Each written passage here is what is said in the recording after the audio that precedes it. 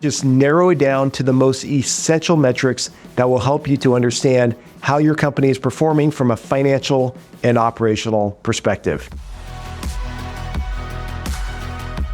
One of the biggest risks in business is not having data. If you're running a company and you don't know your numbers, you're essentially just guessing. So today I'm going to walk you through the 5 metrics you should know in your business to help you to make more informed, strategic decisions that ultimately drive greater value. My name is Steve Coughran. I'm the founder of Coltivar. I've spent the last 15 years of my life growing and turning around businesses. And trust me, when I first started out, I had no clue how to read financial statements. I had no metrics in place for my business. And guess what? I made a ton of mistakes and left a lot of money on the table, and I don't want this to happen to you. So let's go ahead and jump in to the first thing you should know in your business, which is your margin. Now, there are 2 areas for measurement when it comes to this metric. Number 1 is your gross margin.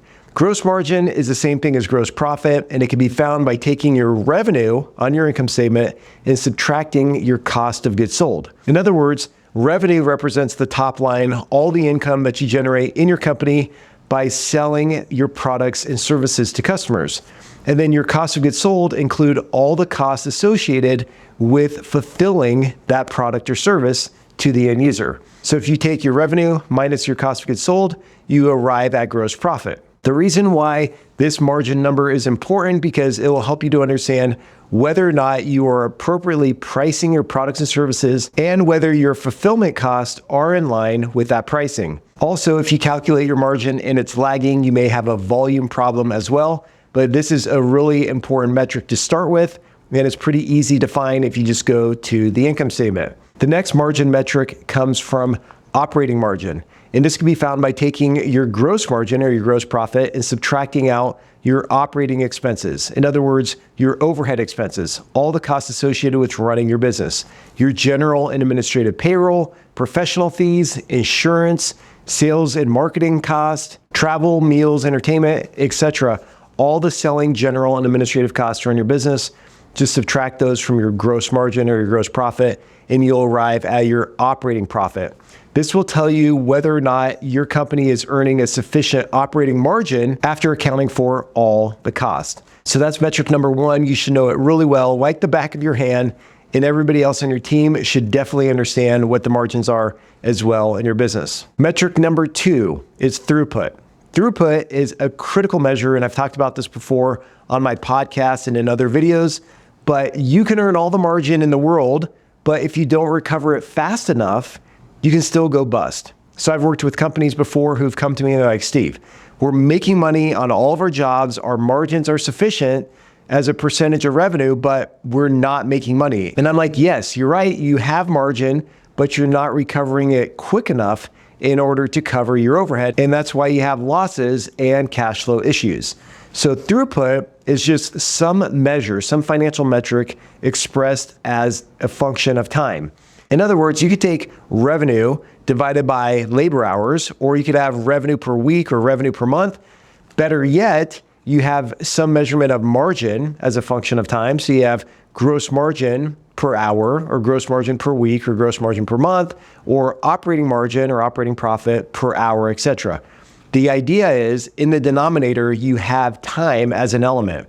So when I was the CFO of a large construction company, before I went in there to help them turn it around, they were exploring their market focus and position, and they were evaluating these different segments based on the percentage of fee that they were able to charge by managing these jobs. So they would look at a vertical like data centers or healthcare, and they're like, wow, look at the margin is so much higher on these projects compared to retail or education. But what they weren't accounting for was the throughput. So yes, the margin was higher, but the timeline required to complete these jobs were extended because in healthcare, the punch lists are really long. There's a lot of setup, mobilization. There's just a lot more detail that goes into building a hospital or adding on an operating room compared to a retail outlet where developers want to get in, they want to finish these stores so they get tenants in and they get them up and running. So the timeline to recover that margin was much longer. Let me just say this another way. If I offered you a job and said, look, I'll pay you $250,000. You're like, wow, that's great. Yes, I'm in. But then I say, oh, by the way, it's over a 5-year time frame. Well, that may change your decision. So time has an important function when it comes to running a business, and understanding throughput will help you to understand your business so much better. Next, the third metric is LTGP to CAC, which stands for the lifetime gross profit of a customer compared to the customer acquisition cost, or the cost to acquire a new customer. This is a ratio, and I recommend at least a 3-to-1 ratio when it comes to your LTGP to CAC. This will tell you how efficient your sales and marketing function is in acquiring customers at a profitable margin, which will sustain the business. So make sure you understand this metric really well, and you can start by going to your income statement. You could evaluate the gross profit, we talked about that at the very beginning, the gross margin that you generate from customers. Divide that by the number of customers and you'll figure out the lifetime gross profit per customer. If you don't know how long your customers stick around, the lifetime, right, that first part, then you just take the gross profit for a customer in 1 year, right? Just to be conservative. If 1 year is too conservative because customers stick around for longer, then you could go to 2 years or 3 years. But figuring out the lifetime of your customers and the churn of your customers will help you to tighten up this calculation. But like I said, if you just want to get started, just start with 1 year. The amount of gross profit you earn per customer in 1 year, use that as your LTGP. And then your customer acquisition cost can be found by going to your income statement and adding up all the costs associated with acquiring a new customer.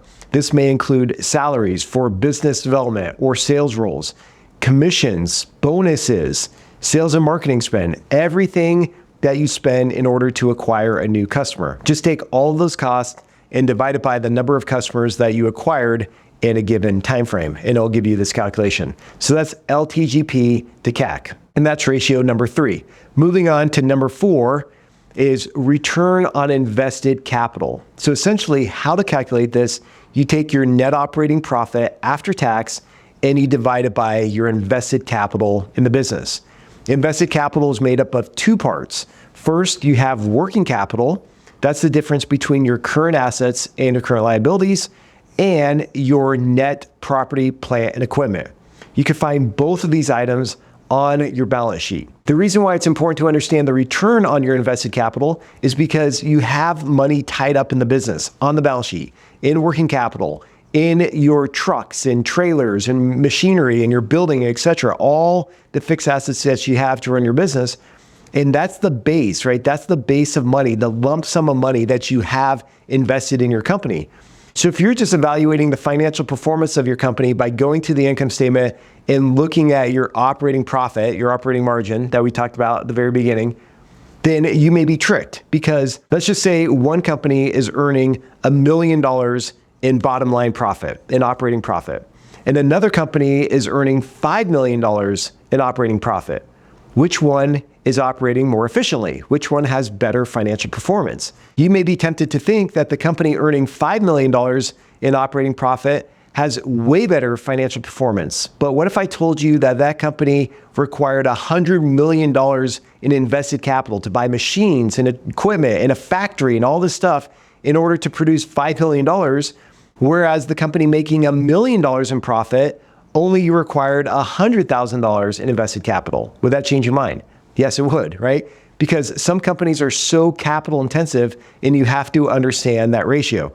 Now, for some businesses, return on invested capital doesn't always work, especially if you're asset light, like you're in professional services, or maybe you're a technology company. And in these situations, you can use economic profit instead as an alternative, all right? But that's metric number 4.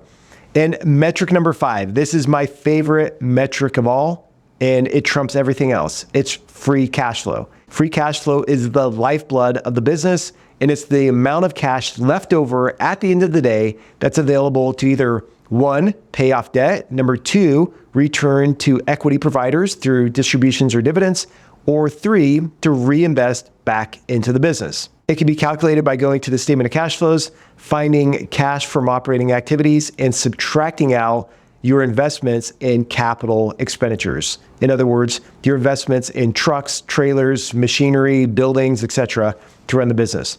Those are the 5 main metrics that I pay attention to when turning around or growing a business. There are many more. You could go more macro, you could go more micro. The point of all of this is to know your numbers and to have a starting point. So if you don't know your numbers at all, at least put in place these 5, and then you could build from there. But I would also say be careful not to have too many metrics. That's a temptation for some leaders to have a big dashboard where they have like 50 metrics. And I can tell you it just creates a lot of confusion. So instead, just narrow it down to the most essential metrics that will help you to understand how your company is performing from a financial and operational perspective. If you need help with any of this in your business and you want to know your numbers better and tighten up your data, you could always reach out at Coltivar.com. And if you got value out of this, please be sure to share. That would mean the world to me. And until next time, take care of yourself. Cheers.